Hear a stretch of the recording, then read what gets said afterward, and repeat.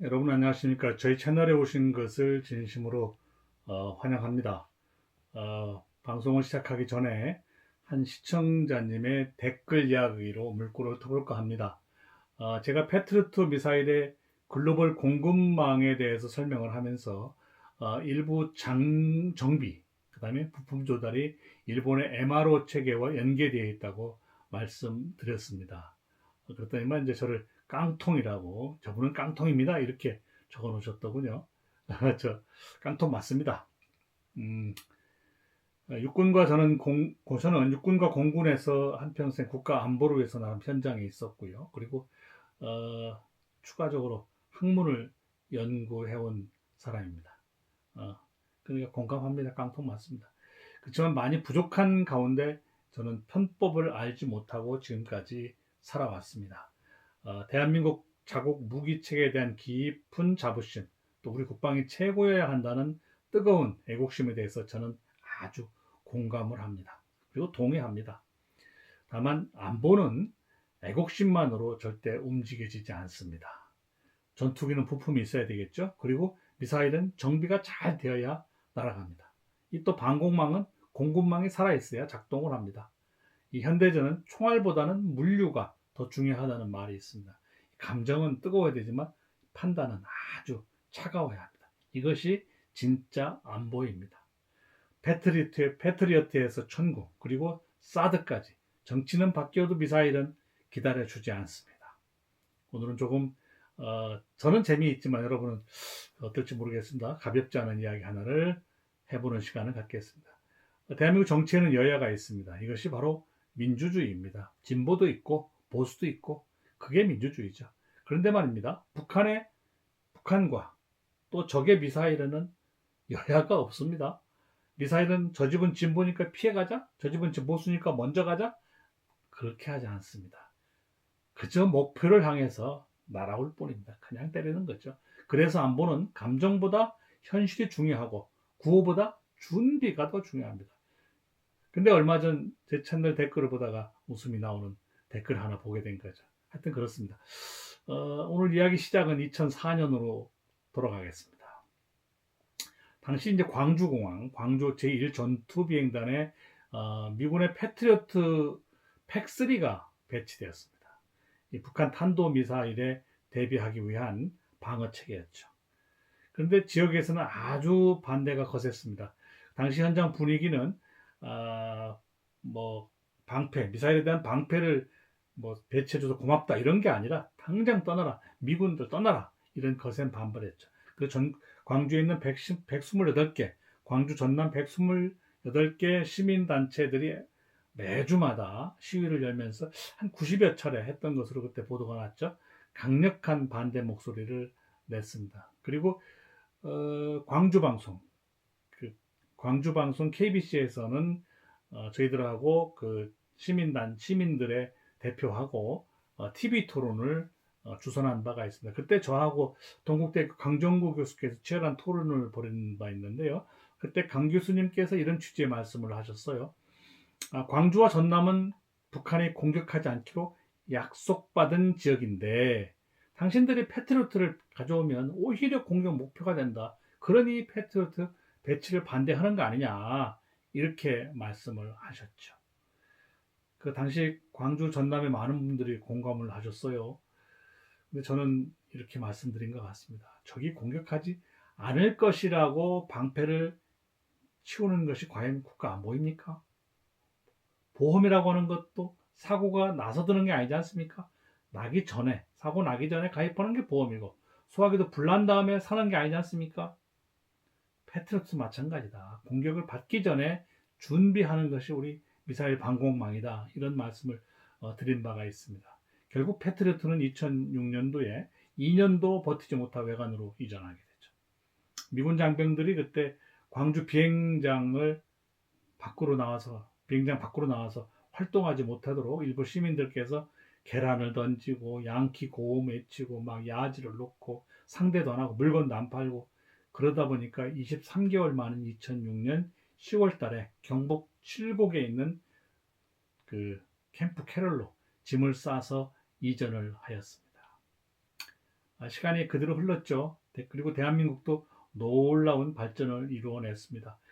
예전에는 미국 패트리어트 하나만 바라봤다면 이제는 우리가 직접 만들고 있지 않습니까? 근데 이 중에서 천궁은 제가 직접 개념 설계 팀장으로 참여해서 국방과학연구원이라든가 삼성, 그 다음에 LIG 요원들과 함께 밤샘을 하면서 연구했던 기억이 있습니다. 그리고 천궁2, 천궁3, 그리고 LSM까지.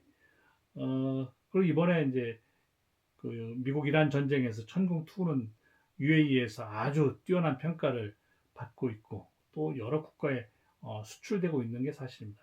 그리고 LSM은 우리나라 이제 상층 방어, 그 사드와 같은 개념이겠죠. 상층 방어의 핵심 전력으로 자리 잡아가고 있습니다. 우리가 이제 예전에는 방패를 이렇게 사오던 나라였지만 이제는 방패를 밖으로 수출하는 그런 나라가 되었습니다. 우리나라 대한민국 방산의 놀라운 성장이라고 보여집니다. 그리고 빼놓을 수 없는 것이 바로 이 사드인데요. 사드는 어느 날 갑자기 하늘에서 떨어진 무기가 아닙니다. 북한이 2차 핵실험을 했을 때죠. 2007년으로 기억하는데 그때 개인 자격으로 초청을 받아서 미국의 콜로라도 스프링스의 북미 방공사령부, 우리는 노레드라고 부릅니다. 약칭 노레드에서 개최된 워파이터 컨퍼런스에 한국군 최초로 제가 참석한 바가 있습니다. 당시 한국은 MD 참여 국가가 아니었기 때문에 카운터파트인 스필먼 대령 주선으로 참석을 했는데 그때 미 국방성에서 저를 개인적으로 초청을 해주고 그때 김관진 장관께서 그때 작전 본부장님이셨는데 그때 기분 좋게 해외 출장을 허가해 주셔서 다녀온 바가 있습니다. 이때 처음으로 한반도의 핵 문제를 이슈화 시켰지 이때. 그래서 한미 간에 그 이후에도 계속 다양한 검토와 논의가 계속 이어졌고 전술토의 작전토의를 전략회의를 통해서 연합사 작전계획 5027-08 2008년도에 이것을 다 반영하였습니다. 그리고 이 반영된 내용은 노무현 대통령님하고 문재인 비서실장님한테 다 보고됐죠. 그리고 이제 최종적인 배치 결정은 2016년 박근혜 정부에서 이루어진 게 사실이죠. 그러다가 여러분요, 2017년에 대선 TV 토론이 있었습니다. 그때 문재인 후보하고 홍 후보가 붙었죠. 그때 노무현 정부 시절 청와대 핵심으로서 보고 다 받고 함께 추진했던 미사일 방어 체계 연장선에 대해서는 문재인 대통령이 언급하지 않았습니다. 홍준표 후보는 뭐 이것저것 모르니까 그냥 당하기만 했었죠. 그래서 박근혜 정부가 국민적 동의와 절차적 정당성 없이 밀어붙인 졸속 결정이었다라고 막 책임을 박근혜 정부 탓으로 막 돌리는 그 프레임을 문재인 후보께서 그 당시에 취했죠. 그러고 나서 나중에 대통령이 되고 나서 현실 앞에서는 거짓말을 사실 못하는 게 안보입니다. 그래서 대통령께서는 그때 집권 후에 북한의 ICBM급 미사일 도발이 연이어서 터지니까 야당 시절과는 뭐 TV 토론장에서 했던 그 사드 얘기는 뭐 싹 돌아가고 오히려 자녀 봤을 때 4개를 임시 배치라는 형식을 빌려서 전격적으로 승인했던 그런 기록이 있습니다. 자세한 내용이 여러분들 언론에서 알고 있는 내용이지만 제가 느낀 건 그런 거였습니다. 그리고 어차피 정치적 언어와 현실 국정 사이에서 이 벌어진 씁쓸하고도 해학적인 반전이 바로 안보에 관련된 내용들입니다. 정치가 다 그런 겁니다. 여기서 우리가 읽어야 할 것은 정파가 아니라 현실입니다. 야당일 때 하고 또 정부를 운영할 때에는 마주하는 책임의 무게가 달라질 수밖에 없습니다. 왜? 그들도 한국인이니까요. 한국 사람이니까요. 지금 대한민국의 안보 환경은 과거보다 훨씬 복잡합니다. 북한은 핵무기 또 다양한 탄도미사일 능력을 스스로 지속적으로 고도화하고 있는 게 현실입니다. 그리고 극초음 미사일도 개발하고 있죠. 그리고 러시아와 북한이 군사협력 아주 강화되고 있죠. 밀접하죠.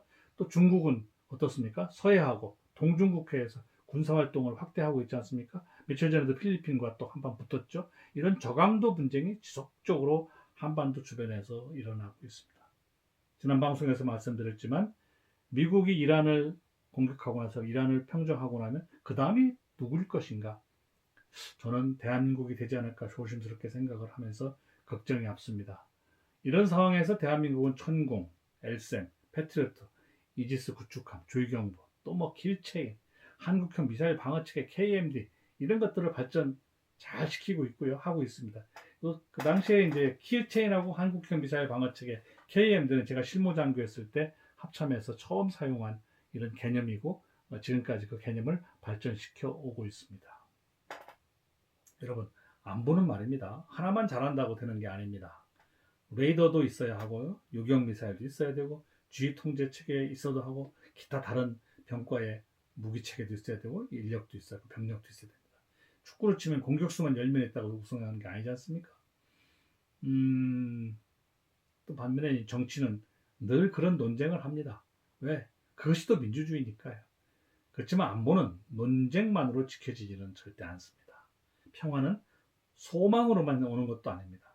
평화를 지킬 힘이 있을 때 유지됩니다. 저는 이 특정 정당을 위해서 이런 말씀을 드리는 것이 절대 아닙니다. 대한민국이라는 공동체를 위해서 말씀드리는 것입니다. 정권은 바뀝니다. 대통령도 바뀝니다. 그리고 국회의원도 다 바뀝니다. 하지만 대한민국을 지켜야 한다는 사명, 이것은 절대 바뀌지 않는 진리입니다. 안보는 이념이 아니라 생존의 문제이기 때문입니다. 여러분, 적의 미사일이 정치색이 없죠. 우리를 지키는 방패도 정치색이 없죠. 진정한 평화는 단순한 무저항이 아닙니다. 불의와 무협으로부터 공동체를 지킬 수 있는 공의와 튼튼한 성벽 위에서, 튼튼한 힘 위에서 비로소 완성된다고 가르치고 있습니다. 역사는 그렇게 보여줍니다. 그렇게 가르칩니다.